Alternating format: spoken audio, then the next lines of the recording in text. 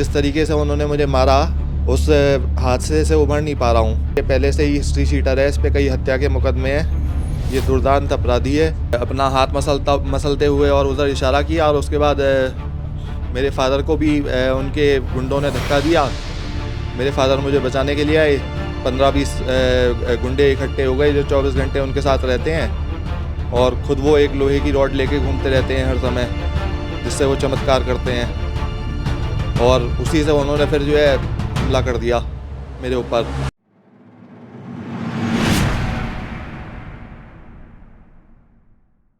इस वक्त हमारे साथ डॉक्टर सिद्धार्थ चौधरी बैठे हैं, जिन पर की शिव बैलेंस वाले करामाती बाबा के गुर्गों ने हमला किया। हमले के बाद 10 से ज़्यादा टाँके आए। इन दिनों आराम पर हैं, बड़ी मुश्किल से बातचीत के लिए तैयार हुए हैं, क्योंकि यह जानना जरूरी है कि करौली सरकार धाम के यहाँ नाटक और नौटंकी क्या हुआ था, वहाँ खुराफात क्या हुई थी। डॉक्टर साहब सीधे तौर पर बताइएगा, क्या हुआ था?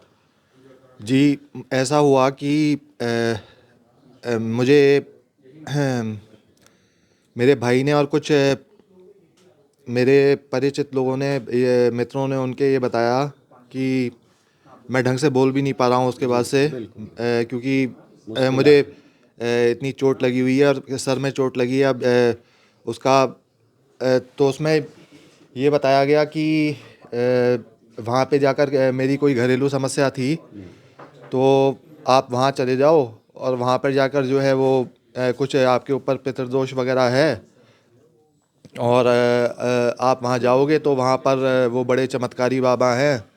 वहाँ जो जाता है, जिस तरह के उन्होंने वीडियो अपलोड किए हुए हैं यूट्यूब पे और सोशल मीडिया पे, फेसबुक वगैरह पे, उन्हें देखकर जब मैंने देखा तो मैं एक डॉक्टर होने के नाते मुझे विश्वास नहीं हुआ कि ये कैसे हो सकता है। कि ये मुझे ये लगा कि ये इनके स्पॉन्सर्ड लोग होंगे, जो इनके कहने पर इस तरीके से ये क्योंकि आज के इस युग में मुझे उन सब चीज़ों पे विश्वास करना बहुत ही मुश्किल लग रहा था। तो मैंने सोचा कि चलो एक बार जाते हैं और ऐसे परिवार का दबाव था। हाँ, कि भाई एक बार चलते हैं। और ऐसा तो है नहीं कि वहाँ पे कोई गुंडागर्दी होगी और वो होगी सब जो है। उत्तर प्रदेश में इतना अच्छा योगी जी का लॉ एंड ऑर्डर का मॉडल है, बुलडोज़र मॉडल है, तो मुझे बिल्कुल ये उम्मीद नहीं थी कि इतनी गुंडागर्दी खुलेआम हो सकती है। और जिस तरीके से उन्होंने मुझे मारा, उसके बाद लगभग आज 1 महीना हो गया है और मैं उस हादसे से उभर नहीं पा रहा हूँ। और अगर इस व्यक्ति के खिलाफ़ कार्रवाई नहीं होती है तो ये लॉ एंड ऑर्डर पर बहुत ही बड़ा प्रश्न चिन्ह लग जाएगा। और जब ये मेरे साथ ऐसे कर सकता है, तो जब इसकी फ़ाइल खुलेगी, और इसने तो पता नहीं कितने जो वहाँ पे आती है, जो गरीब जनता आती है भोली भाली, उनको पता नहीं कितने लोगों को इसने ठगा होगा अब तक। और हो सकता है इसने इस पे कल मैं अब देख रहा था, एक चैनल पर दिखा रहे थे और कुछ उस पे इंटरनेट पे भी मैंने देखा, तो पता चला कि ये पहले से ही हिस्ट्री शीटर है, इस पे कई हत्या के मुकदमे हैं। ये दुर्दांत अपराधी है और डॉक्टर साहब, जब माफिया है। बिल्कुल आपको जब बातचीत कर रहे हैं तो एक सामान्य बातचीत करते हुए आप दिखाई दे रहे हैं बाबा के साथ कि साहब हम पर कोई शिव बैलेंस बोलता है लेकिन कोई असर नहीं होता है। उसके बाद की घटना क्या हुई थी? उसके बाद ये हुआ कि क्योंकि जो है बाहर इनका सारा ये था कि भाई आपको पूजा करानी है और सब सही होना है तो 1.5 लाख रुपए देने पड़ेंगे।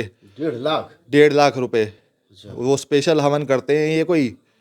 और उसमें भी जो है वो प्रक्रिया कि भाई आपको 9 दिन हवन कराना है, तो 9 दिन अगर आप 1.5 लाख रुपए डेली दोगे, तो अगर आप वहाँ रुक रहे हो और वो आप एक बार इन्होंने आपको फंसा लिया, तो सब कमरा वगैरह मिला के खाने पीने का वहाँ 2 लाख रुपए डेली का खर्चा है। 2 लाख रुपया डेली? जी। तो उसमें अगर इन्होंने आपको 9 दिन भी वहाँ फंसा के रख लिया या 10 दिन फंसा के रख लिया, तो आप एक बार इनके मकड़जाल में फंस गए तो ये मतलब आप वहाँ से कंगाल होके आओगे। आप चाहे कितने ही आपके पास आप कितने पैसे वाले हो या कुछ भी हो, क्योंकि ये इस तरह के जो शातिर वो होते हैं, क्रिमिनल होते हैं, उनका काम ये होता है कि वो इसी तरीके से ठगे लोगों को। और मैं देखिए अब ज़्यादा बोलने की स्थिति में हूँ नहीं। बिल्कुल। डॉक्टर साहब, आखिरी सवाल आपसे ये कि क्या आपने जो सवाल किया उसका ही परिणाम हुआ ये? क्योंकि बाबा से आपने सिर्फ प्रश्न ही तो किया था कि हम पर कोई असर नहीं हो रहा है। जी, उसी का परिणाम हुआ, क्योंकि उन्हें लगा कि ये इतनी जनता के सामने इसने तुम्हारी पोल खोल दी, तो उसको वो पचा नहीं पाए। तो उन्होंने फिर जो है अपना हाथ मसलते हुए और उधर इशारा किया, और उसके बाद मेरे फादर को भी उनके गुंडों ने धक्का दिया। मेरे फादर मुझे बचाने के लिए आए, और मुझे तो उन्होंने उनके 15-20 गुंडे इकट्ठे हो गए जो 24 घंटे उनके साथ रहते हैं, और ख़ुद वो एक लोहे की रॉड लेके घूमते रहते हैं हर समय, जिससे वो चमत्कार करते हैं। अच्छा।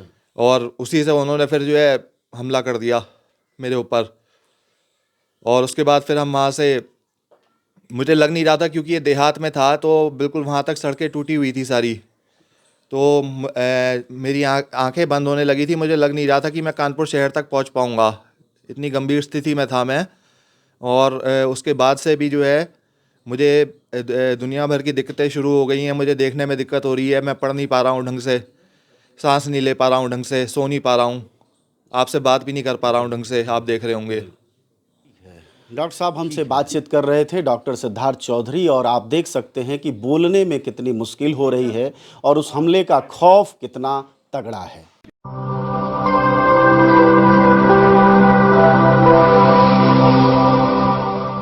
जन ज्वार, जनता की मीडिया।